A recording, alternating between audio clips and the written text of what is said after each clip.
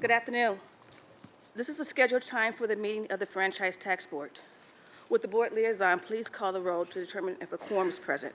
Member George Runner. Here. Member Wong Hernandez. Here. Deputy Chair Stowers. Here. At least 2 members or their designee representative being personally present, there is a quorum, and the Franchise Tax Board is now in session.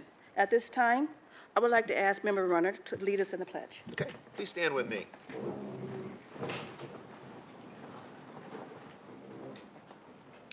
I pledge allegiance to the flag of the United States of America and to the republic for which it stands, one nation, under God, indivisible, with liberty and justice for all.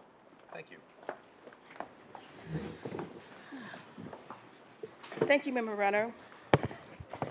The public has a right to comment on each agenda item. If there are members in the public wishing to speak on an item, please come forward when the item is called. You will have 5 minutes to address the board. The first item on today's agenda, members, is the approval of the September 21st board meeting. Is there a motion? Move adoption. Second. It's been moved. Motion has been made and approved to approve the board meeting. Without objection, that would be the order.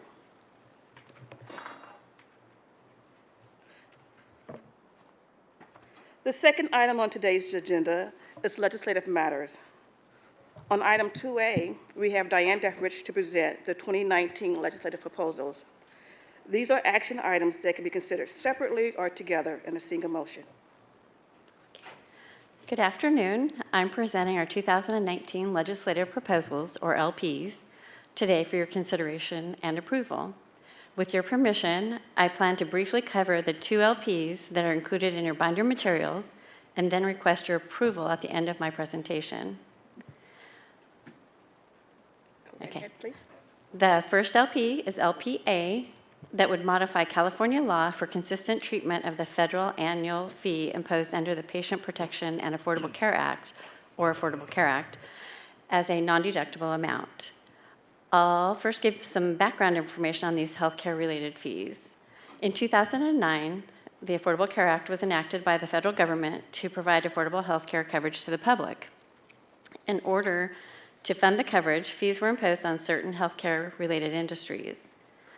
These 2 fees are non-deductible for federal purposes as they're considered an excise tax.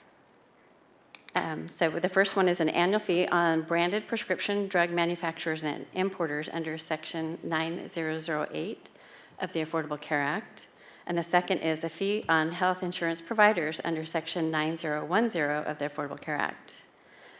In 2010, FTB considered the impact of the Affordable Care Act to California statutes while preparing our summary of federal income tax changes report, which is also known as our conformity report.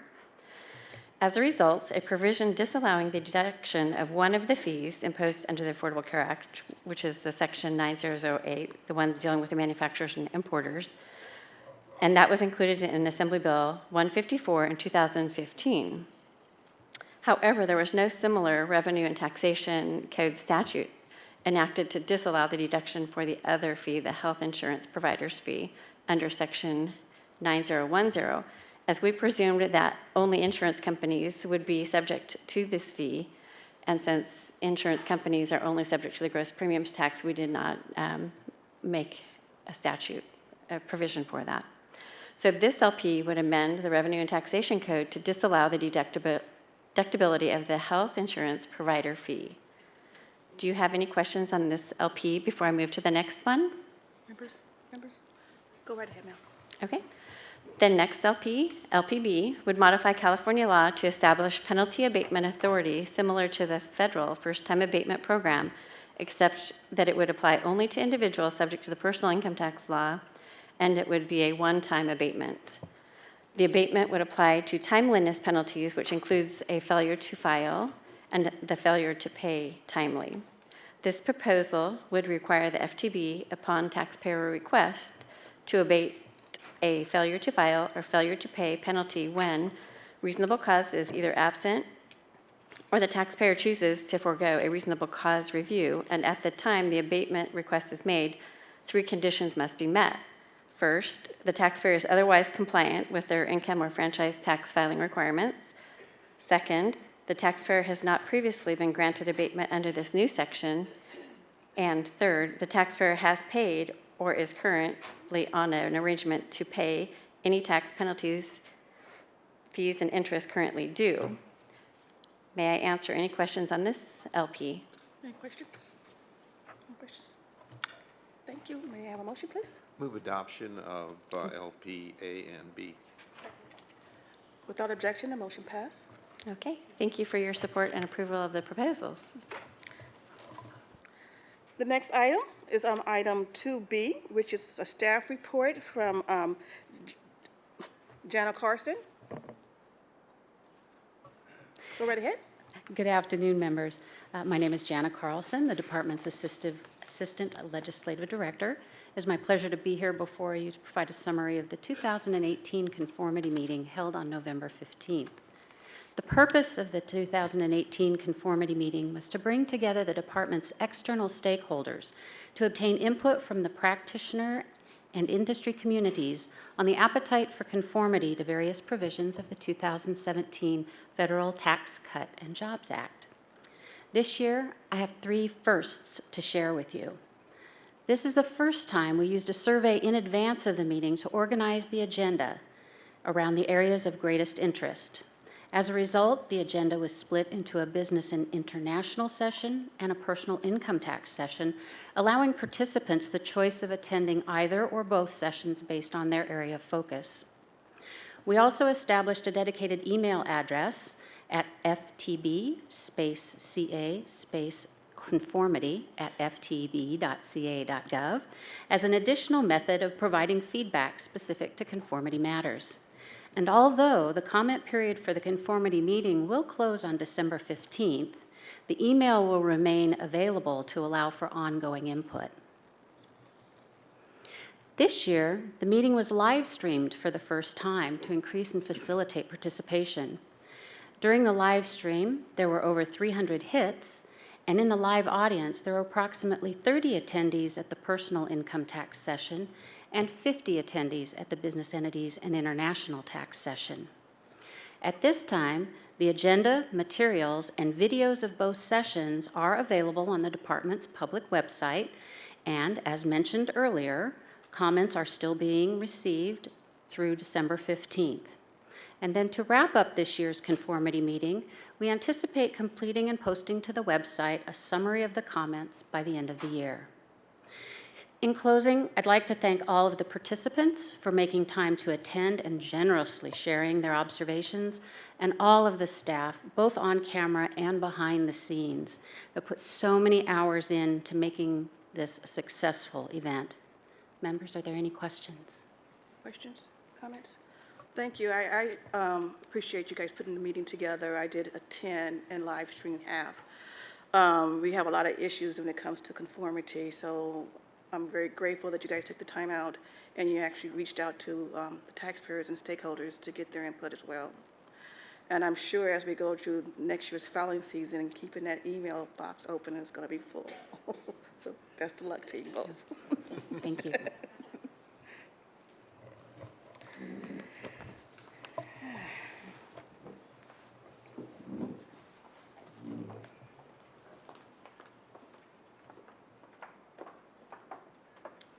Okay, item 3 is regulation matters.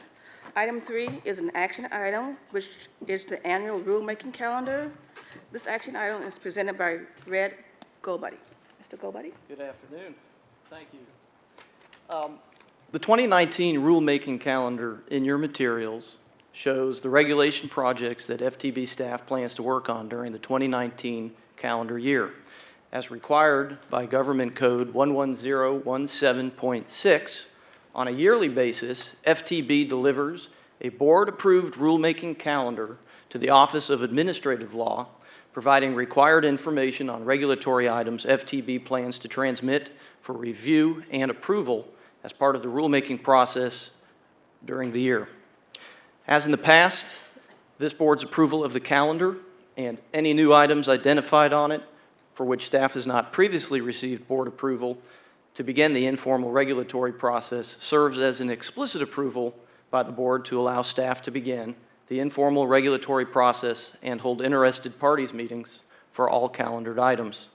And this year, there is only one new item on the calendar, which staff promised to add at the September meeting, and it is the rulemaking project to clarify the statutory term net income taxes paid to another state for purposes of the credit for taxes paid to other states, and it is identified on the first page of the materials.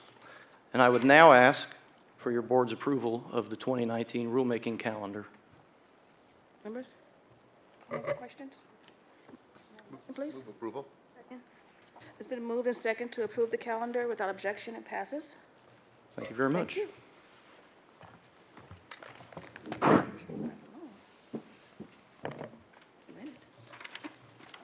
Okay. Item 4. Administrative matters. Okay, we have Tiffany Reese. Is that right? Presenting the 2019-20 AB 250 Administrative Dissolution Budget Change Proposal. And we also have Michael Banuelos presenting contracts over $1 million. These are action items and require board approval. Thank you. Good afternoon. My name is Tiffany Weiss. I'm the Director of the Financial Management Bureau, and I am here to present for your approval the 2019-20 Budget Change Proposal for costs associated with the implementation of Assembly Bill 2503, Administrative Dissolution. The proposal requests 5 permanent positions and $330,000 in the 2019-20 fiscal year and $311,000 ongoing to administer the provisions of Assembly Bill 2503. This bill provides for the administrative dissolution of certain domestic corporations and domestic limited liability companies.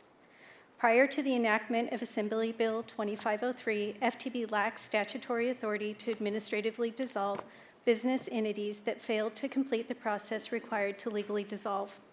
As a result, these entities remained on the department's accounting system, continuing to accrue taxes, interest, and penalties. This bill provides 2 options for administrative dissolution of qualified entities when there is unpaid minimum franchise or annual tax. The positions are needed to implement and perform tasks related to the analysis and processing of these administrative dissolutions. At this time, I'd like to ask for your approval, and I'd be happy to answer any questions you may have. Comments or questions? Only that I'll be laying off as this goes through our process without prejudice, obviously. Okay, thank you. Move approval of the budget change proposal. I second that motion. It passes 2-0, noting Department of Finance abstaining. Thank you. The second item for us is contracts over $1 million. We have Michael Banuelos. Hi, good afternoon, board members. It's very nice to see all of you. The previous topics have gone smoothly. I hope to continue that trend. Here. My name is Michael Banuelos, and I'm the director of the Franchise Tax Board's Procurement Bureau. I'm here today to present a proposed contract over $1 million for your consideration and approval. Similar to many other state departments, the Franchise Tax Board uses the state's master agreement for unarmed security guard services. The state's master agreement, as well as FTB's subsidiary agreement, expires on January 31st, 2019. The Department of General Services is currently conducting a bid to establish a new statewide agreement. It's DGS's intent to award multiple agreements for these services, and the estimated term will be for 3 years with 4 one-year extensions at the option of the state. FTB is requesting approval to leverage the proposed new master agreement to continue contracting for these services. Similar to the proposed master agreement, FTB's subsidiary agreement will be for 3 years with up to 4 one-year options. FTB spends approximately $3.4 million per year, per fiscal year for these services. And at this time, I am asking for your approval, and I'd be happy to answer any questions that you may have about this contract. Any questions? May I have a motion, please? Move adoption. Second. Been moved and second to approve the contract. Without objection, motion passes. Thank you all very much. Thank you.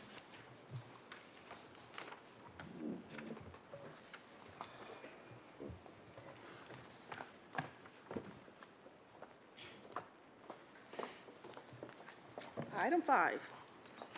This is our annual report, Education Outreach, and Taxpayer Bill of Rights. First, we have Susan Maples, and Alvaro Hernandez presenting a staff report on education outreach and 2018 accomplishments. Ms. Maples? Thank you, Deputy Chair Stowers, and good afternoon, board members. My name is Susan Maples, and I'm the Taxpayers' Rights Advocate. And with me today is Alvaro Hernandez, the manager of our Education and Outreach Program, who, by the way, is also celebrating a milestone birthday today. Ahead of today's Bill of Rights hearing, we would like to share some information with you about the Taxpayers' Rights Advocate Office, what we do, and some of the important products we deliver. Today, we plan to share information with you about what's in the department's annual report to the legislature and why it's worth the read, our education outreach efforts, including who we're talking to and what we're talking about, our online publication, Tax News, and the information we include, which has helped increase our readership by over 150% over the last few years, and finally, some of my office's 2018 accomplishments. The annual report is mandated by the Taxpayer Bill of Rights and must be submitted to the legislature each year by December 1st. My office coordinates the department with the department's business areas to write and assemble the report. A copy of the 2018 report is in your binder. The report identifies the areas of greatest taxpayer noncompliance and what the agency could do to improve taxpayer behavior in these areas. It also highlights our education and outreach efforts, which Alvaro is going to share with you in a minute, as well as some of the department's more significant initiatives and projects. Today, however, I would like to focus on the section of the report that I write each year, entitled Advocate's Address. In my address, I often follow up on the Taxpayer Bill of Rights hearing requests, systemic issues we've worked on during the year, and areas where the department has made significant improvements in reducing taxpayer burden, but also places where the agency can do more. In this year's Advocate Address, I talk about the power of attorney process and how important the taxpayer's right to representation is. Working closely with the department and our external stakeholders, we helped find solutions to speed up POA processing and ensure taxpayers are not adversely affected by our POA processing timeframes. Filing enforcement was another area highlighted in my address. At last year's hearing, your board heard two concerns regarding the filing enforcement program. The first was the department's policy in accounting for payments held in suspense. In response to this issue, we confirmed that all withholding credits, plus any estimate payments associated with a specific taxpayer, are applied in calculating the tax due. In addition, the department undertook a pilot program to notify taxpayers who haven't filed a return that they may have unclaimed withholding or estimate payments. The second issue involved using occupational licenses as an economic indicator of a filing requirement. The filing enforcement program is currently studying the performance and effectiveness of occupational licenses, which is scheduled for completion in 2019. Meanwhile, my office has worked with the filing enforcement program to modify procedures for taxpayers who have shown that they do not have a filing requirement, say because they've moved outside of California, so that they are contacted less frequently every 3 years instead of every year, reducing taxpayer burden. Other areas I touch on in my address include our Offer and Compromise program and the work we've done with our Accounts Receivable Management Division to make the process more transparent. A protest update noting that our oldest inventory of cases isn't growing. And finally, case resolution. While Executive and Advocate Services, which is not part of the Taxpayers' Rights Advocate Office, handles most requests for advocate assistance, my staff does get involved in certain cases where we believe there may be a systemic issue or if there are other procedural or policy changes that should be recommended to business areas to reduce taxpayer burden or protect taxpayer rights. This year, the Advocate's Address highlights 3 such cases. And now I'll turn it over to Alvaro to talk about education and outreach. Thank you, Susan, and good afternoon, board members. Next, we'd like to share some information about the education and outreach efforts that we've undertaken. Our education and outreach section works with the department to get valuable information out to taxpayers. We provide information about FTB's programs, processes, services, and other timely information. One of the ways in which we provide this information is by participating in education and outreach events throughout the state. This chart provides you a visual of the number of events that we have participated in over the last 6 fiscal years. You can see there's been some ebbs and flows over the last couple years, but on average, we participate in 130 events. This last year, we did 126. In this next slide, we break up our audience into 3 categories. The first category is that of the tax practitioner and tax professionals, such as tax attorneys, accountants, and CPAs, enrolled agents, California Education Council, CTEC, registered tax preparer, and other organizations for tax professionals. We have presented to organizations such as the California Society of CPAs, the Korean American Association of Accountants, the National Association of Black Accountants, the California Society of Enrolled Agents, and the Latino Tax Professional Association, just to name a few. Last year, we attended a total of 60 tax practitioner, tax professional events throughout California with nearly 5,500 attendees. Our next audience category is the small business and industry groups. These groups consist of individuals interested in starting, growing, or closing a business. To reach out to these groups, we partner and participate in small business seminars sponsored by the California Department of Tax and Fee Administration, the IRS, Small Business Administration, the Mexican Consulate, where we've done Spanish seminars, and last year we participated in 5 Spanish seminars, and the Bureau of Cannabis Control. Given that cannabis laws changed last year, there was a lot of interest from this industry about income taxes for the different entity types. We participated in 10 cannabis-related events. Overall, we attended 50 small business and industry group events throughout California with over 5,000 attendees. Our last audience category is taxpayer outreach, where we attend a variety of different types of events to provide information and resources directly to taxpayers. We attended financial literacy events, immigrant resource forums, Southern California State Fair, earned income tax credit events, and we also attended events sponsored by elected officials, including members of Congress and members of the California State Assembly and Senate. We attended a total of 16 of these types of events with just under 1,400 attendees. This next slide shows you how we distribute our participation in education and outreach events with our audience. When we combine the small business and industry groups with the taxpayer outreach, it reflects 53% of our education and outreach efforts directly to taxpayers, while 47% of our efforts are to the tax practitioner and tax professional community. The information we provide them then extends out to the taxpayers exponentially. Susan will now share with you some of the information or some of the topics that we discuss with tax practitioners and tax professionals. As a frequent speaker at our education and outreach events, I always talk about the taxpayers' rights advocate function and taxpayer rights.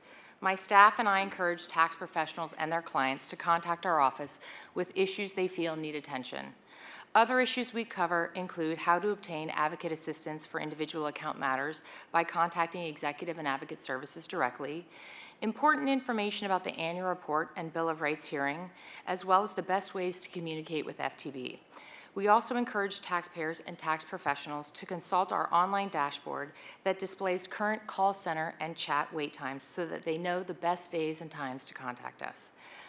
We share relevant information with tax professionals, such as planned changes to the Schedule CA due to federal tax reform, changes to the Form 540 amended return, allowing it now to be e-filed, updates to legislation such as changes to the Earned Income Tax Credit, information on identity theft, and of course, updates on MyFTB changes and power of attorney processing. At small business seminars, we share information about the Earned Income Tax Credit and discuss the different forms of ownership and their respective filing requirements. This includes information for sole proprietors, partnerships, corporations, and limited liability companies. We have presented more in-depth seminars on LLCs, where we discuss the different classifications of an LLC and their respective filing requirements. And at taxpayer outreach events, we have presented Understanding Your State Taxes to share general income tax filing information. Another vehicle that we use to provide education and outreach information is through our tax news, our online monthly publication. As Susan mentioned, it has grown over the years, and it is currently over 30,000 subscribers. Though our target audience is the tax practitioner and tax professional community, we have expanded to include small business owners, representatives from federal and state agencies, and members of other professional groups. One of the things that we have done recently has been to leverage our partnerships and include articles from other agencies, including the IRS, the Secretary of State, the California Department of Tax and Fee Administration, Employment Development Department, the Governor's Office of Business and Economic Development, and the State Treasurer's Office. In addition to articles, we have short videos on different topics. The latest Tax News Live video is on FTB's Offer in Compromise program. It's a quick video that describes the program and directs the viewers to our website for more information. I'm highlighting one of our other videos on how to close a business entity in California because it has received over 30,000 views, or nearly 30,000 views, in the last 2 years, far exceeding views of our other videos. This reflects a large interest in this topic and ties into the recent legislation passed about dissolution and cancellation of a business entity. We will continue to work with our program areas to develop new videos that will provide valuable information to our taxpayers. We've also started doing real-time videos using Facebook Live, I should say. These are short 1 to 2 minute videos on specific topics where the Facebook Live video listed there addresses cash-based businesses, such as a cannabis-type business, where we talk about record-keeping tips that they can use. Once the video went live on Facebook, we posted it to Twitter and then made it available on YouTube. So as you can see, we use the various social media outlets available to share our information. This chart reflects the types of articles that we provide through our tax news. As you can see from the chart, our top 3 are self-service, filing information, and hot topics. Self-service is made up of 16% of the articles, which include articles about my FTB, refunds, electronic payments, and interactive voice response skip a payment option. Filing information made up 17% of the other articles, and we provided information about forms, due dates, disaster information, extended hours, and filing season updates. And finally, hot topics made up 19% of the articles and included articles on cannabis, fraud, power of attorney, tax information authorization, and market-based sourcing. Finally, I'd like to wrap up with some 2018 accomplishments. This year, we were able to establish a policy at FTB outlining the importance of the power attorney-client relationship and directing FTB staff to work with the representative on all matters within the scope of the representative's authorization. We also work closely with our partners in the Filing Division, Secretary of State, and GOBIZ to improve the business dissolution cancellation process. This included education and outreach to improve the consistency of language between the agencies and a legislative proposal which is now law. One of the accomplishments that will impact my office directly was the work we did to set up the Taxpayer Appeal Assistance Program, or as we like to call it, TAP. Beginning January 2019, it will become part of my office because of the independence we have from the rest of FTB and will ensure the continuation of this vital program for taxpayers. Without TAP, taxpayers would have to face the Office of Tax Appeals alone, hire representation that they may not be able to afford, or just give up and pay a disputed bill. Another area where our outreach will have a positive impact is the Gig Economy Tax Center webpage. We work closely with the department's management development team to create and launch the content that is now available on the Taxpayer Rights Advocate homepage. This webpage provides valuable information about the tax aspects of the gig economy to the estimated 25% of workers who now have an alternative work arrangement. In closing, I would say that it has definitely been a busy year, and with all of the changes to federal law, I expect 2019 to be the same. And with that, we would be happy to answer any questions you may have before Alvaro heads off to celebrate his birthday and continue on with the Taxpayer Bill of Rights hearing. Thank you. Any questions? Just a quick comment. I'm glad to see the pickup of the TAP office. I certainly, through my experience with the BOE, understood well their help and support they give the taxpayers. I think particularly with the changes OTA and the challenges that are there, I think it's going to be a particular important opportunity. So I think it's very helpful to taxpayers. Thank you. I want to go back. You talked about a pilot project for notifying taxpayers if they had an estimated tax payment. Yes, we have a couple of different things. I'm sorry, I didn't mean to cut you off. That one kind of, I was just really curious. Are you guys still evaluating it? Is this something that you're considering to make it permanent? We have a couple of different things. We're sending out letters from our legacy systems for those people who have estimated taxes or withholding that they have not claimed and have not filed a return. And then we also have another project, which is a form letter that goes out for non-wage withholding or real estate withholding. And we've sent out, I believe, about just under 38,000 letters last year, notifying folks that they have withholding on the books and they have not filed a return to claim it. So it is ongoing, but I can definitely get you more information about that afterwards. Great. Thank you. Thank you. Comments? Someone can go celebrate his birthday? All right, happy birthday. Thank you. All right, thank you. Thank you very much. Now, for the annual Taxpayer Bill of Rights hearing. This is the time set aside for the annual Taxpayer Bill of Rights hearing as required by Section 21006 of the Revenue and Taxation Code. The purpose of the hearing is to allow taxpayers and tax practitioners the opportunity to present directly to the board any proposals they may have for changing an existing state income tax law. FTB staff is available to respond to members' questions which may be raised as a result of the taxpayers' proposals. Present are Selby Stanislaw, our Executive Officer, Joselle Burnett, Chief Counsel, Shane Hoffling, Assistant Chief Counsel, and Susan Maples, Taxpayer Rights Advocate. We also have Diane Detrich and Jonna Carson from our Legislative Service Bureau. Staff will analyze the fiscal and administrative consequences of the proposals. Susan has some introductory comments, and then I will call the names of the individuals who have indicated that they would like to have a presentation or present. You can come forward when your name is called and present your proposal. Each presenter is allowed 5 minutes for their presentation in order to ensure that everyone has an opportunity to speak. Susan? Thank you. As you heard in the presentation earlier, we've had a very busy year. A lot of time was spent working on the power of attorney process and ensuring the taxpayers' right to representation, including laying the foundation to allow a smooth transition of the Taxpayer Appeals Assistance Program to FTB. We have definitely had success, but also some challenges along the way, and I would like to thank my staff, Alvaro, Chris, Eleanor, Jenny, Lila, Lucius, Mark, and Terry for all their hard work. Their dedication and enthusiasm has made this year a successful one, and I cannot thank them enough. I would also like to thank Selby and your board for your continued support throughout the year.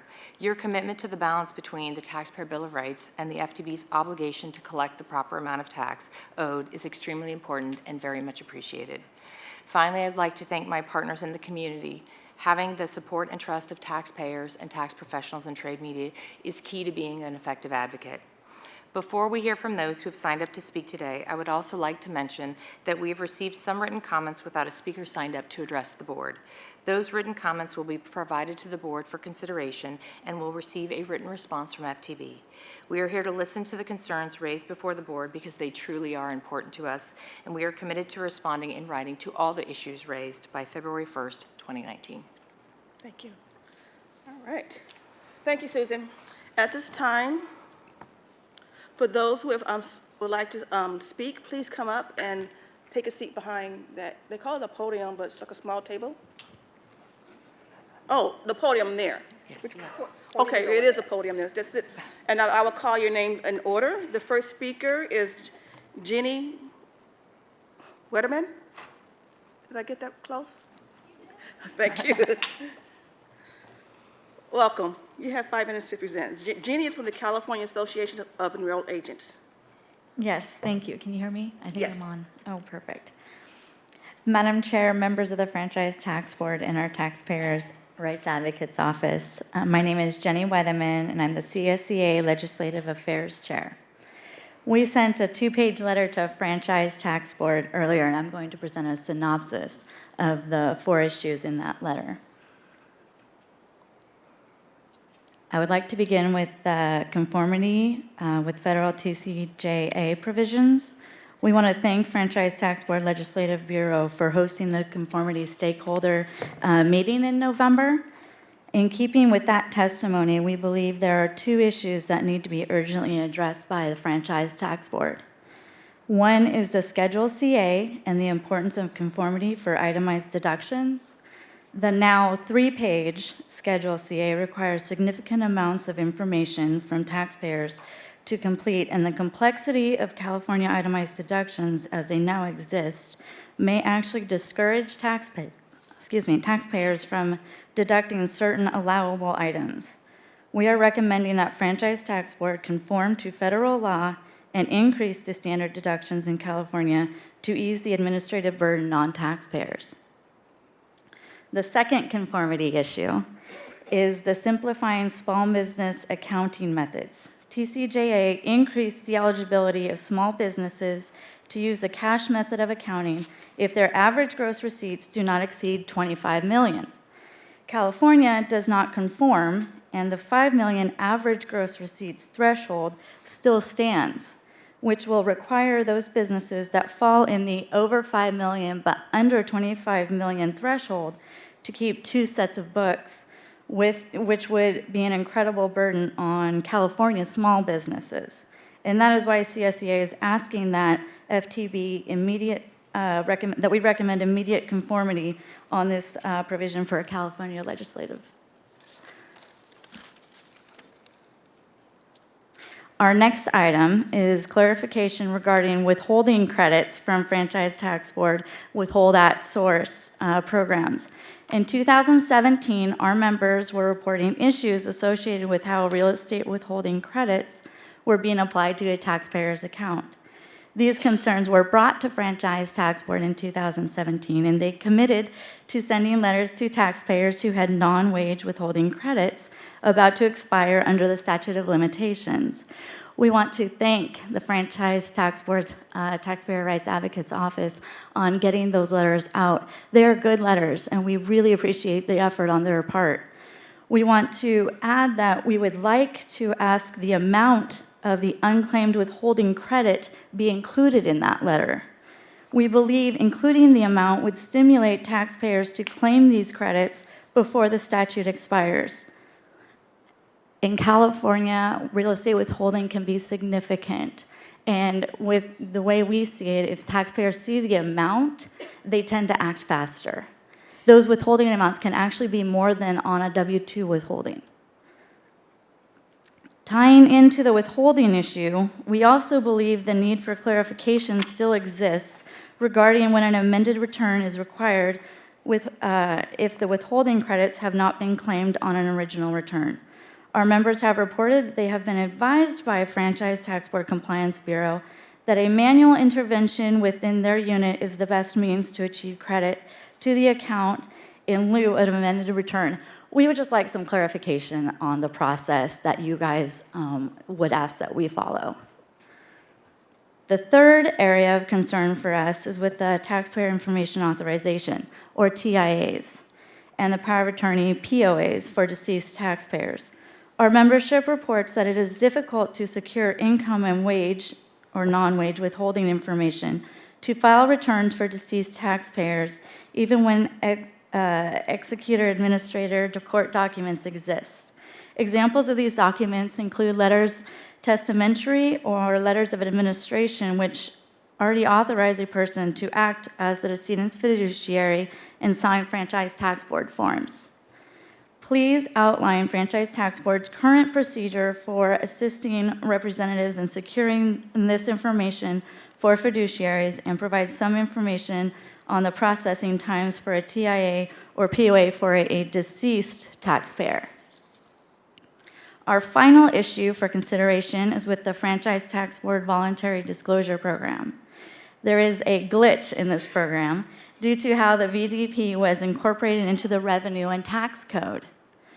The code renders an entity that is registered with the Secretary of State's office ineligible to participate, regardless of how long the entity has been registered or qualified.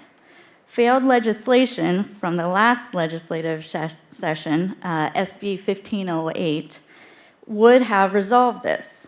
As California is looking at new definitions of economic nexus, we recommend that Franchise Tax Board, a legislative or administrative, we recommend that they consider a legislative or administrative remedy to resolve this glitch. We thank Franchise Tax Board for its attention to these issues and look forward to your consideration and responses. Thank you. Susan, do you have any comments? I do. I'd like to address a couple of those issues with just a few comments. Oh, I would love to hear. First, I just want to start by saying that FTB generally believes conformity is a good thing for taxpayers, for tax professionals, and for FTB. And I also want to thank CSEA for being an active participant in the federal conformity stakeholder meeting we had last month. It's really important, so we appreciate the fact that you guys participate. And we're also looking forward to continuing working with our partners and external stakeholders stakeholders to hear your ideas so that we can better focus in on the most important conformity issues as we move forward into the next legislative cycle. As with regards to real estate withholding, I wanted to tell you that I'm also happy about the letters that are now going out, and I think that we can certainly look into the feasibility of including the amounts on those letters, as well as getting some clarification about when it's more appropriate to file an amended return as opposed to working directly with somebody from the withholding section to get those credits applied. So we can definitely look into that. Okay? Thank you. Any other comments? No comments. Thank you very much. Perfect. Thank you for your time. Next up, we would like to invite Christine Grab to come to the podium. My name is Christine Grab. I am an individual taxpayer, and I have 8 policy change requests. 1, end the policy of withholding estimated tax payments made via credit elects until the taxpayer files a return. This policy violates R&TC 19363, which states that credit elects must be applied effective April 15th year, regardless of filing date. If a taxpayer files late, the FTB then demands payments of monies that would not have been due had the credit elect been applied in compliance with the law, as well as late fees, penalties, and interest. This is the federal crime of racketeering per the RICO Act. 2, end the policy of withholding estimated tax payments made by married couples until the married couple files a return. The tax codes and counsel advice that the FTB uses to justify this policy say the exact opposite of what the FTB claims they say. Therefore, this withholding practice is illegal. If taxpayers file late, the FTB then demands payments of monies that would not have been due had the payments been applied in compliance with the law, as well as late fees, penalties, and interest. This is the federal crime of racketeering per the RICO Act. 3, end the policy of assessing licensees with tax liabilities when there is no proof of income earned. If no evidence exists that a licensee has earned income via said license, the FTB assesses the licensee with a tax liability based on the average income that those types of licensees earn. It is up to the licensee to prove that they didn't earn this money. The FTB has provided no legal basis to justify this policy. Therefore, it should be halted. 4, clear definitions of what defines an abatement request. My abatement requests for the tax years 2013 and 14 were denied before I applied. I asked Ms. Maples how this could possibly be legal.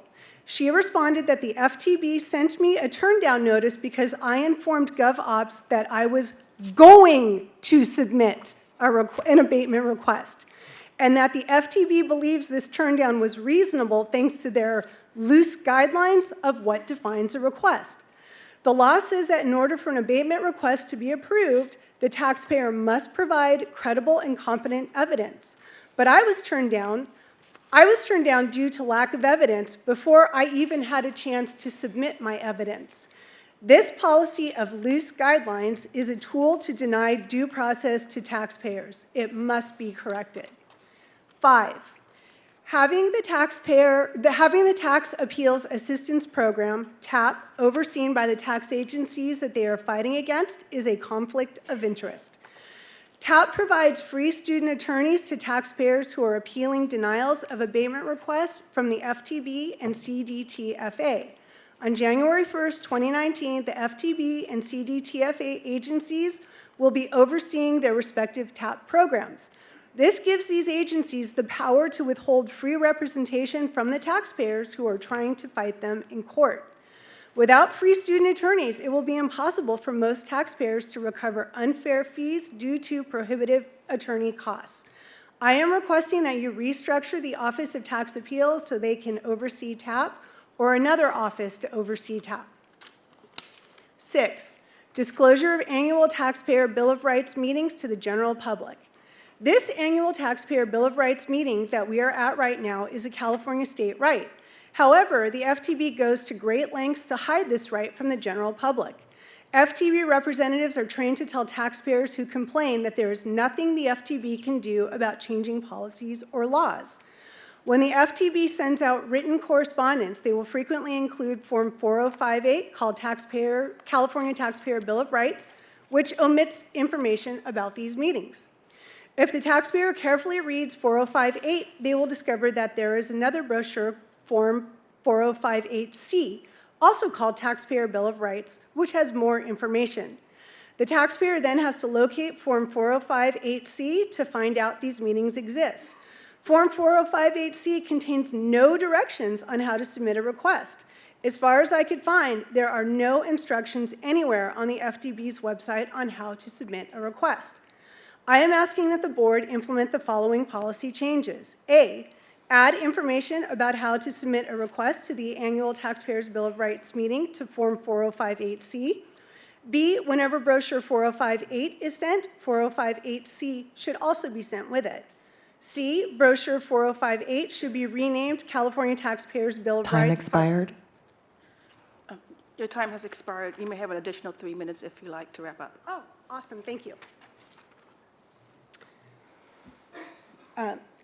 C, brochure 4058 should be renamed California Taxpayer Bill of Rights, Part 1 of 2, and 4058C should be renamed California Taxpayer Bill of Rights, Parts 2 of 2. D, FTB reps should be trained to tell taxpayers who complain about a policy or law that they can submit a change request to the annual Taxpayers Bill of Rights meeting. 7, acknowledgement of the abatement requests and disclosure of taxpayer rights in the abatement process. I believe there should be a written notice mailed to all taxpayers who file an abatement request which acknowledges that the request was received and explains their rights. A, that the FTB has 6 months to respond. B, if you are turned down, you have the right to file an appeal and can possibly access a free TAP attorney. C, if you do not receive a response within 6 months, you still have the right to appeal and can possibly access a free TAP attorney. 8, move the taxpayer's advocate to work under GovOps, having the taxpayer advocate employed by the taxation agencies they are supposed to be protecting taxpayers from is a conflict of interest. Protecting the revenue is the FTB's #1 priority. While the taxpayer advocate does have the power to make changes to favor taxpayers, doing so would reduce the revenues that her employer generates. It's not fair to her to be in a position of divided loyalties. I understand that this request requires a change in legislature. I am requesting that Ms. Maples and the FTB Board of Directors work together with my state representatives to put together a bill to propose in the next legislative session that will include the following structural changes. A, instead of 1 advocate per taxation agency, there should be 1 advocate per district that works with all the agencies. B, the advocate should work under GovOps and have a support staff. C, GovOps needs to be given real oversight power. D, the advocates must have authority and power to make changes to unfair policies. The assorted advocates would have to regularly meet to discuss potential policy changes and vote on whether to make said changes. Thank you very much. Thank you. Thank you. FTB, do you have any comments? Yes, just quickly, I just want to assure the board that my staff and I have reviewed the policies and the procedures that Ms. Grab has mentioned, and we are in full compliance with the law. But we definitely do thank Ms. Grab for her comments, and the taxpayer advocate will take them into consideration in the normal process. Thank you. Susan, do you have any comments? I do. I wanted to address the disclosure of the annual Taxpayer Bill of Rights meeting.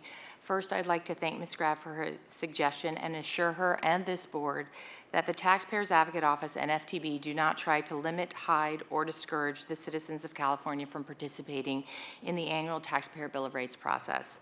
The law provides for the annual hearing before the board where industry representatives and individual taxpayers are allowed to present their proposals on law changes. This is a public meeting held each December. Taxpayers are not required to submit anything in advance, and members of the public who wish to speak at the meeting need only to attend, sign up, and speak during their allotted time. As the result of Ms. Grab raising this issue last year, this year we placed a link to the meeting notice on our homepage during the 10-day period preceding the meeting, in addition to its normal posting on our News and Events tab. In addition, as we mentioned earlier in our Education and Outreach presentation, the Taxpayer Bill of Rights hearing and its importance is something that we cover in every presentation that we give. We appreciate Ms. Grab's suggestions for the Form 4058 and 4058C, and we will consider her recommendations during the FTB's annual review of its publications. I'd also like to address her request to end the policy of assessing tax liabilities with the occupational licensing program, and mention that Revenue and Taxation Code Section 19087 provides FTB with authority to propose an assessment from any available information which indicates that the taxpayer who fails to file a return has a filing requirement for a particular tax year.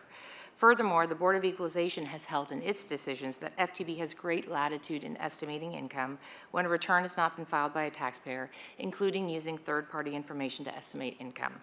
As such, Revenue and Taxation Code 19087 allows FTB to use third-party information, such as occupational licenses, to estimate taxpayers' income. In addition, as I mentioned in my advocate's address of the annual report, the Filing Division is currently studying the overall performance of occupational licenses in an effort to improve the quality of contacts to potential non-filers. The estimated date for completion of this study is in 2019, and while we won't have much to share in February when the hearing responses go out, we should definitely have an update for your board with the next annual report. Thank you. Thank you, Susan. Okay.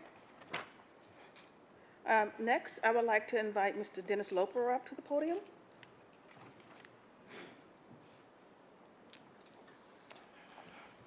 Thank you. My name is Dennis Loper. I'm here on behalf of the Bechtel Group, a closely held corporation. I'm here today to request that the board direct staff to develop legislation to bring some certainty to the other states' tax credit as applied to California residents who pay the Texas margins tax. As you may recall, I've expressed some concern of FTB staff being a little bit inconsistent in views on this issue, and further that the staff recently changed its position to the detriment of many California residents who pay the Texas tax. Therefore, I would like to ask the board to direct staff to develop a legislative proposal on the OSTC to avoid a double tax on California residents under these circumstances. I have given Ms. Maples an RN of draft legislation that we suggest, and we would say that we're open to any response to that draft legislation. But and we don't believe that you stop the rulemaking process. I think the two can go hand in hand, and frankly, we think the legislative proposal may move faster with the rulemaking process behind it. Thank you. Thank you, Mr. Loper. The board will consider your proposal and respond to our regular Taxpayer Bill of Rights process. On the 2019 rulemaking calendar, there is a regulation project concerning the other state tax credit. FTB, do you have an estimated time frame on when the IP meeting, interested parties meeting, will be held? Yes, thank you, Madam Chair. We plan to work toward having our first interested parties meeting in late spring, early summer of next year. Thank you, Giselle.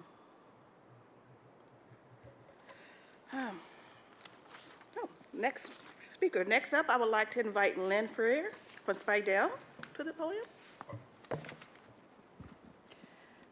Good afternoon, board members, Selby Stanislaus, and your staff. We appreciate your having this meeting so that people can bring their concerns and questions. And I have just a fairly short list this year, although I do echo CSEA's comments about conformity. The first item I have here is the Larson case. This was recently decided by the OTA, and it mirrors some questions and concerns we've had from our seminar attendees and subscribers regarding non-resident sole proprietors who have no physical presence in California, and whether or not market-based sourcing would apply to those service businesses. Under Revenue and Taxation Code Section 17951-4, a non-resident is only taxed on income from a business conducted solely within California, in which case all the income is sourced to California. For example, a Nevada resident attorney whose only office is located in California, or if the non-resident's business is conducted, an underline conducted is conducted both inside and outside of California. The business is apportioned to California based on the corporate apportionment rules, including market-based sourcing. Here's the key. It's another situation of an undefined term, and the undefined term is conducted.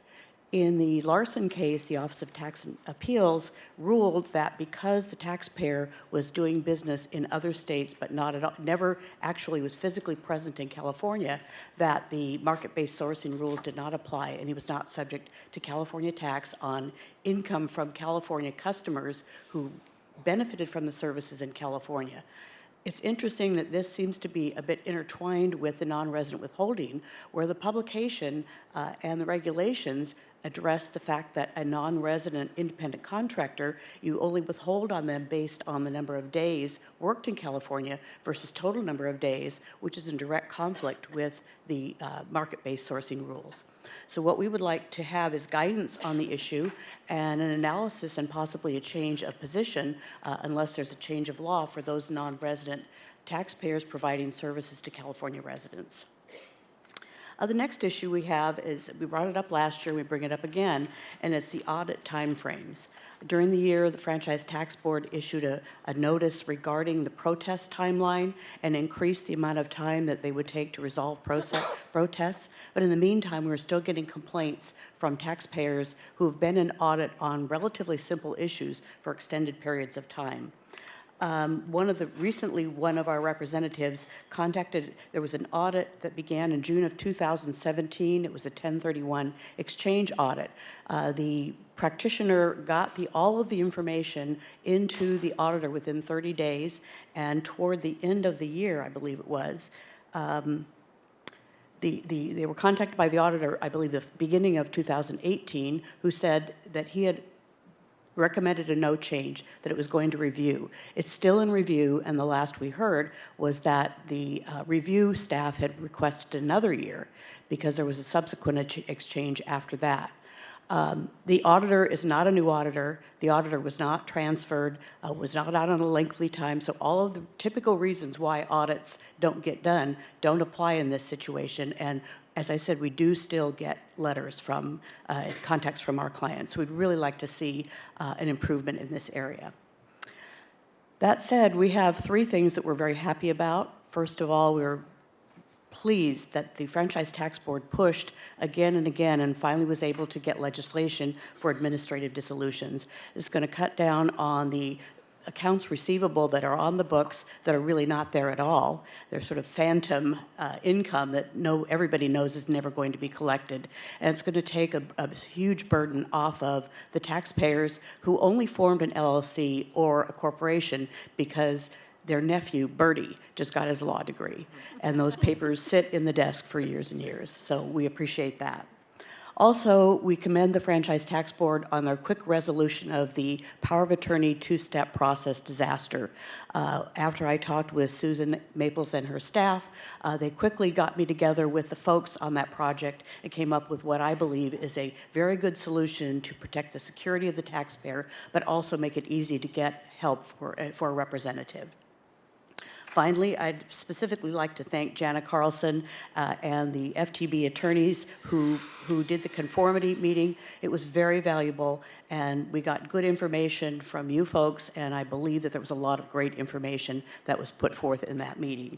And finally, I'd like to thank Bruce Langston for all the years and all the great work he's done. We've had a few set-tos over the years, but I think of him as a very trusted and valuable friend and associate. So good luck to you, Bruce, and thank you for all you've done.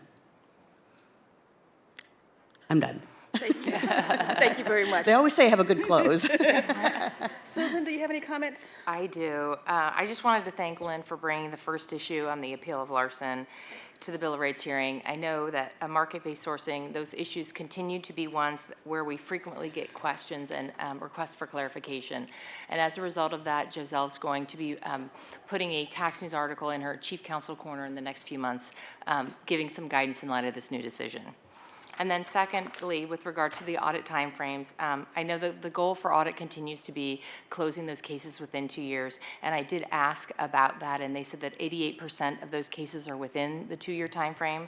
But recently, as you know, we did get a new audit division chief. And I know both of us appreciate the fact that Spidell is bringing these issues forward. And we look forward to working with you to better that audit experience wherever we possibly can. So thanks, Lynn. Appreciate it. Thank you. It's always nice to have a good audit experience. Yeah. Thank you. Thank you very much. We do what we can. Thank you. Well, that concludes the 2018 Taxpayer Bill of Rights hearing. Item 6, Executive Officer time. Thank you, Madam Chair. For my time today, I'd like to congratulate our chair, State Controller Betty E., who just won 4 more years in her post. The voters of California clearly recognize your experience and expertise when it comes to state finance.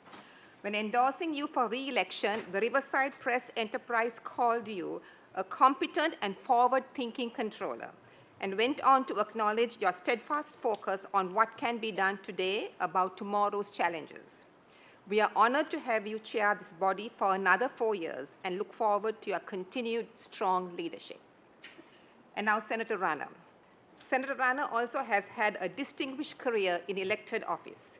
He won a seat on the Lancaster City Council, later serving on as vice mayor and then mayor, then went on to win 7 different elections that sent him to the State Assembly, the Senate, and the BOE, the Board of Equalization, which is how he joined us at the FTB this past year. Senator Rana, while the voters have clearly shown you support, the taxpayer community also owes you a great deal of thanks. You have been a tireless advocate for taxpayers regardless of their income or the industry they come from. Through your career, you have been a strong public servant. I'm quite sure this will continue in some form or fashion long into your retirement years. Congratulations on an exemplary career of service. Thank you, Sally. And also finally, Member Jacqueline Wong Hernandez, thank you for your guidance and support, and we look forward to working with you in 2019. On a personal note, that's from me, I want to congratulate you on the impending birth of your bundle of joy. Congratulations. Thank you, Selvi. Now we're moving on to item 7, board member times. Senator Rana? I just want to say I've enjoyed my time, gave you a new glimpse of certainly our time spent here with the FTB, especially the time that we were able to do some touring, and certainly the issues before the board. Thank you. Thank you. I would just say thank you also to staff for all the time that you all have spent with me this year, getting me to understand the ins and outs of your issues, new to this area, and of looking forward to working with everybody next year. Thank you. Okay, on behalf of Controller Yee, I too would like to thank Senator Runner for your service to this board and to the state of California. Although it was brief, it was very valuable between you and your staff. You guys provided valuable input and thought-provoking questions regarding tax policy for this agency. It's been a pleasure working with you and your staff. Some shout outs, Sean. It's been a pleasure. Barbara, she's not here. David, not here. Mai, Drew, Tanya, Brian, Lee, and Michelle, who's over at OTA. You have a great staff. It's been really fun. I also like to thank the Department of Finance, especially Jackie, for providing valuable service to this board. I look forward to working with you next year on this board and our other board that we share. And a big thank you to Selvi and your executive team and all of FTB. Throughout the year, you have fulfilled your mission to help taxpayers file their tax returns timely, accurately, and pay the correct amount to fund services important to California. Over the past 12 months, you have led with integrity and inspiration, resulting in excellent service in your program areas, including the following: a seamless transition of tax appeal workload from the BOE to the Office of Tax Appeal, a filing season that included award-winning customer services dashboard, increasing the call center access up to 92%, and receiving refunds, 92% of refunds received in 14 days. Very successful litigation in tax cases, successful management of your account receivables, and although we just heard that there's some glitches, there has been a reduce in your audit and protest time frame, and the new audit chief got your work out there. Successful implementation of the cannabis as it relates to income tax, modernization of your tax system, moving forward with EDR2, and excellent service from my taxpayer rights advocate and the executive advocate services with the following superstars: Margarita, Kay, Alex, Eric, Chris, Shelley, Marvero, Brian, and Ruth. You guys provide excellent customer service whenever I call. Thank you very much. All right. Still board member time, huh? Yes. All righty. We have some retirement resolutions. Should have had you guys. The first resolution is I'm sorry, it's Lauren Phillips. Come on up.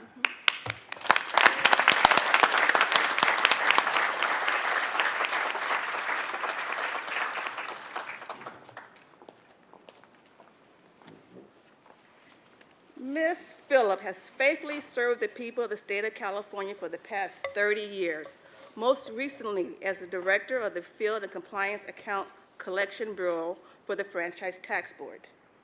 And Ms. Phillip, whereas, I can't forget the whereas, whereas Ms. Phillip began her career in 1989 as an FTB compliance rep, which she believed would be a short stay, moving on to bigger and better things. But it didn't take her long to realize that she'd already landed the corner of a bigger and better. Whereas Ms. Phillip is held in warm esteem by all who have had the pleasure to work with her and who have benefited from her mentorship that encourage investing in yourself, to listen to more, talk less, to build strong relationships, and to be an exceptional team player. And whereas Ms. Phillip, one of 10 children, Christmas must be special, never forgot her family humbly beginnings and the life lessons that come from struggles that shape a lifetime of ethics and kindness to others. Whereas Ms. Phillips strongly encouraged all of us not to retire, but to rewire, I like that one, and leave one public servant role and move to another place to serve where your passion and talents collide. And whereas Ms. Phillip is now serving, she'll be traveling with best friend and husband, George, while proudly watching the lovely daughter, Maya, finish high school and move through her college years. And now, therefore, let it be resolved this 10th day of December, 2018, by the Franchise Tax Board, that we recognize Ms. Phillip on her occasion of retirement for her professional and personal dedication to the Franchise Tax Board, and most importantly, to the people, the state of California. Thank you.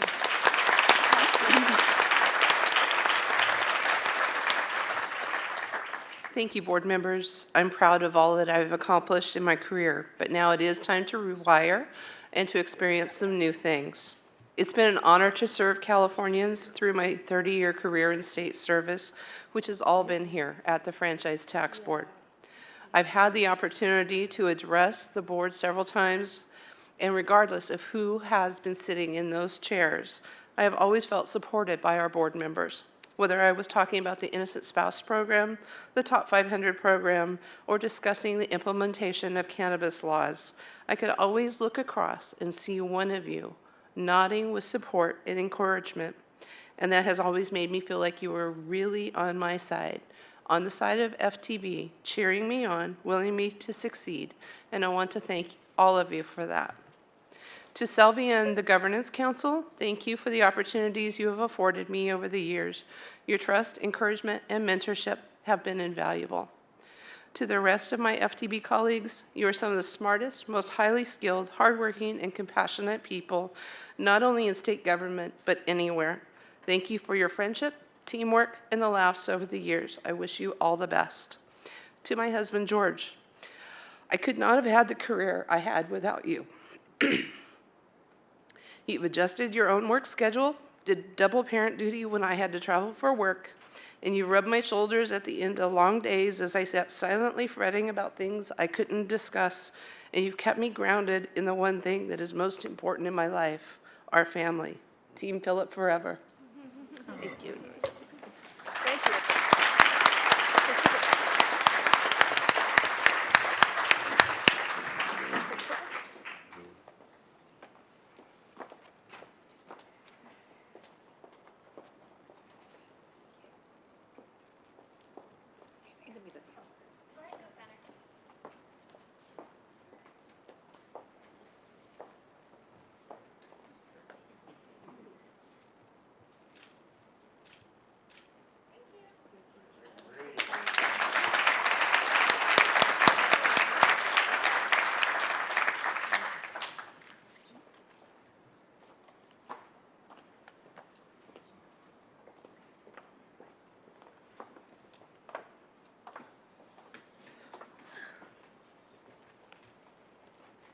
Okay, we're going to have another retirement resolution. Fred, where are you, Fred? Come on down.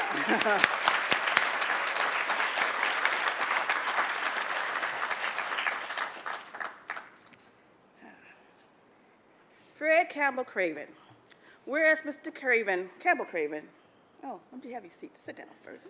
Oh, push you out so quickly. Comfortable? Where Fred Campbell Craven has faithfully served the people of the state of California for the past 23 years, most recently as Deputy Chief Counsel for the Franchise Tax Board, Multi-State and Business Entity Tax Bureau in the Legal Division. Whereas Mr. Campbell Craven began his career in 1995 working his way up from a bright-eyed tax counsel to a highly esteemed deputy chief counsel, all the while demonstrating professionalism and excellence at the highest level. And whereas Mr. Fred Campbell Craven's dedication as an attorney has benefited us all with his sound judgment in applying the tax law in a fair and unbiased manner for all parties concerned. With his insights, always looking to improve FTB processes to reach the right result and deliver excellent service to our customers. And whereas Mr. Fred Campbell Craven has continually led by example, and his reputation for being a solid mentor and delivering wise counsel is well known and appreciated by staff. And whereas Mr. Fred Campbell, though he knew the task would be daunting, he rolled up his very long sleeves and contributed significantly to reducing the aged docket protests, while all the time humming one of his favorite tunes. You want to sing a little bit? I'm guessing In My Life? I don't know. Copperhead Road? Copperhead Road. Okay, that's a better one. And whereas Mr. Fred Campbell Craven isn't daunting on his grandchildren, he'll be most likely found rocking out in his electric guitar, herding from the farm animals and scouring the internet for the rarest postage stamp to add to his already prestigious collection. And now, therefore, let it be resolved this 10th day of December 2018 by the Franchise Tax Board that we recognize and thank Mr. Fred Campbell Craven on the occasion of his retirement for his professional and personal dedication to the Franchise Tax Board, and most importantly, to the people of the state of California. Thank you, Fred.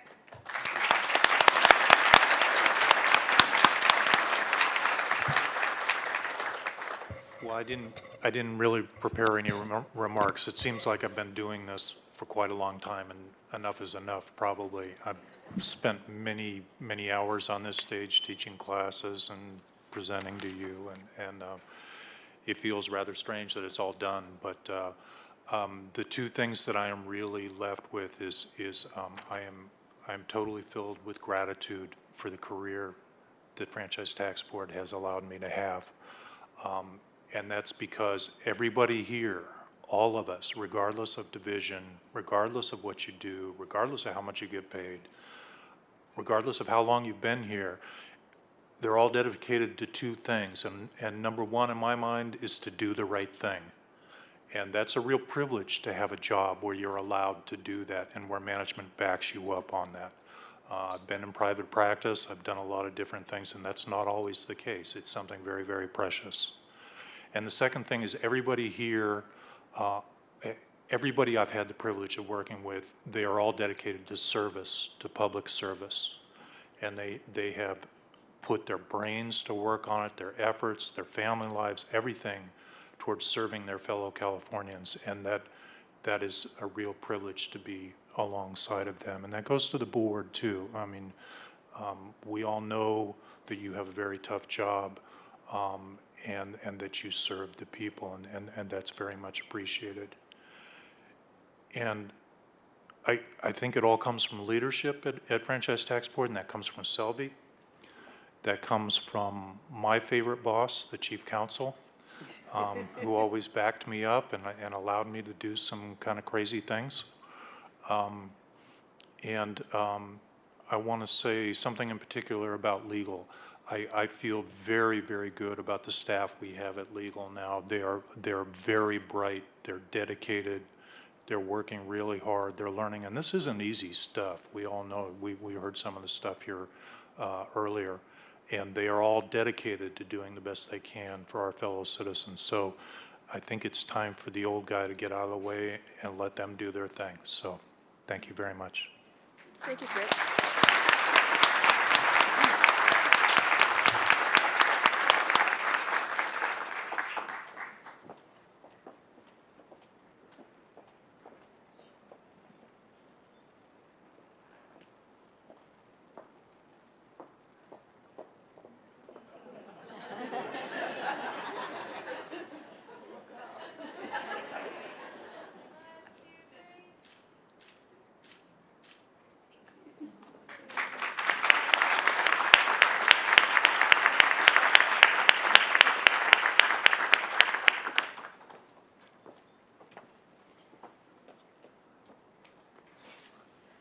Okay, we have one more, but before we do that, I need to back up a little bit. Come on, Bruce. But we did Ms. Phillips' resolution, and it's very important to acknowledge family members that help us in our jobs. So I would like to acknowledge that her husband is here in the audience, George, her mother-in-law, Susie, and her nephew, Kevin. Please stand.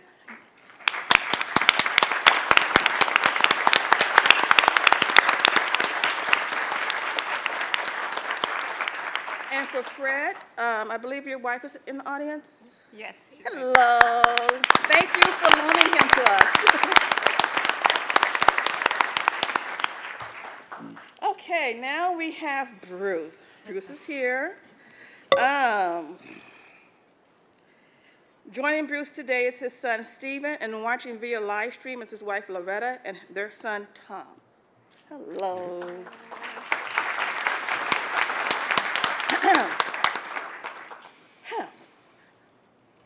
Whereas Mr. Bruce Langston faithfully served the people of the state of California for the past 36 years, most recently as Assistant Chief Counsel to the Technical Resource Bureau for the Franchise Tax Board, and whereas Bruce's career began at Aerojet in 1982 on a surplus orange metal desk on top of a 4x4 square foot tile footprint of prime real estate, whereas Bruce immediately began making an impression when he slowly, day by day, inch by inch, scooted his desk into the Aerojet hallway space to increase his perceived importance. As he scratched away on a pink message tablet and yellow legal pads, since this was long before the advent of email or electricity. I didn't write this.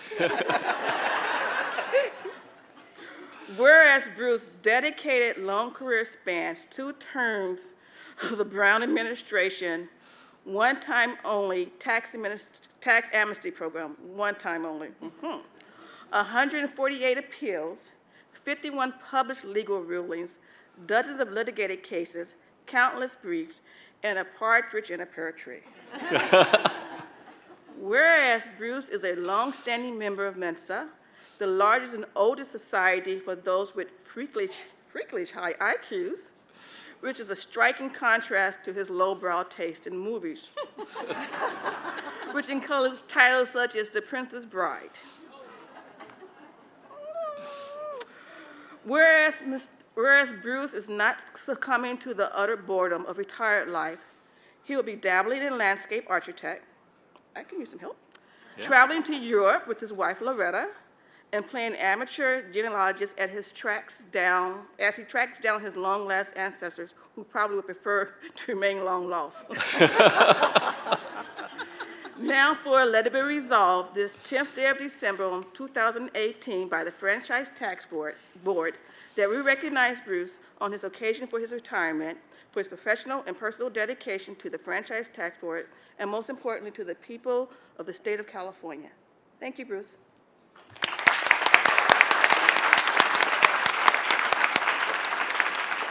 Like to make any comments? Thank you, everyone. Well, you know, it's been an interesting and challenging career.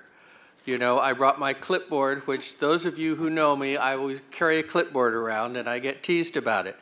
But, you know, I had the opportunity to participate in so many projects and have seen so much change in FTB. As Yvette pointed out, when we started, there was no email, we didn't have computers, everything was paper memos. And it's just amazing to me how things have changed, and I would say change for the better with technology and all of the projects and all of the implementation teams and everything I've been on over the years, battling with Spidell and Lynn about all sorts of issues. And then for the last 5 years, as you know, I was the board attorney. And my advice to everyone when they prepared for these meetings was keep it short and get to the point, and that's what I'll do. So thank you, everyone, for this 36 years. Thank you, Bruce.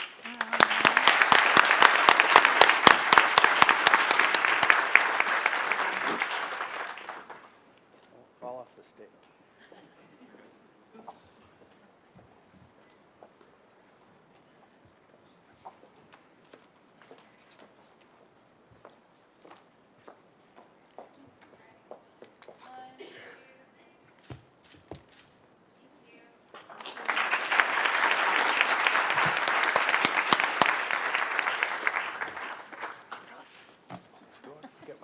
Thank you. Okay. Before we adjourn, do we have any other comments, members? No? Seeing no other business before the board, we are adjourned.